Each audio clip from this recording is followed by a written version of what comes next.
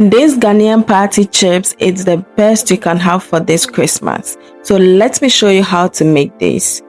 Into a bowl, go in with some flour. So we are using 2.5 cups of flour, just as you see in this video. Now we introduce some nutmeg for flavor, some salt to taste, mix everything and then create a roll. And now you want to go in with your salted butter or margarine, but in this video I'm using margarine. Also, you can choose not to add salt to it because you already have your salted margarine or butter. Now use your fingers or your palm to rub these until you achieve a crumbling texture or a crumbling feel. Just something like this is perfect. And you don't want your margarine to be too much when you want to fry your chips. It should just be something like this. So make sure you look at the description to get the right measurements to make this.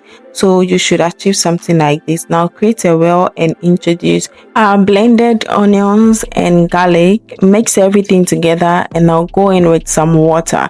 Add your water bit by bit. Do not just pour everything in it. Add it bit by bit until you are able to form a dough, just as you see in this video. So just bit by bit. When you feel you need some more water, just add a little more until you achieve something like this. I'm just dividing it into smaller pieces. However, if you can work with the bigger dough, just go ahead and use that.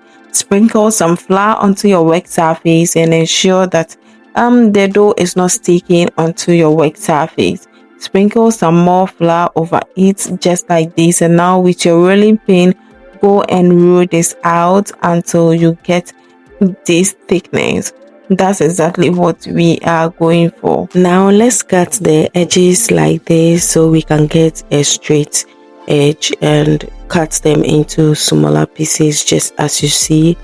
Now after you do this, just cut them to your desired shapes, just like this. So you just can take it one by one, or you can just do it like this.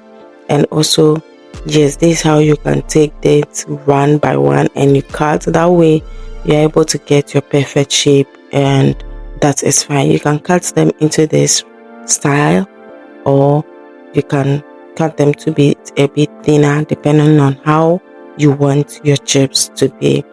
Now you have to just sprinkle some more flour onto this so they don't really stick onto each other.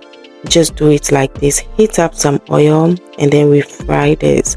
Also ensure that you stir this when you are frying it. Do not just leave it in the fire. Just stir so it separates from each other, and then you continue stirring until you get your golden brown color, and that is okay. Continue stirring. If you do not continue stirring this, it's going to burn on the other side and all of that. So just continue stirring so that everything will just be uniform and you are going to love it. If you achieve a golden brown color, don't wait for it to turn brown in the oil. Something like this is perfect because while it's cooling, it's still cooking and it might become, or it will become, very dark. Yes, so just do it like this. Repeat that for the rest of the chips or dough you have there, and take them off the fire before they get really golden brown.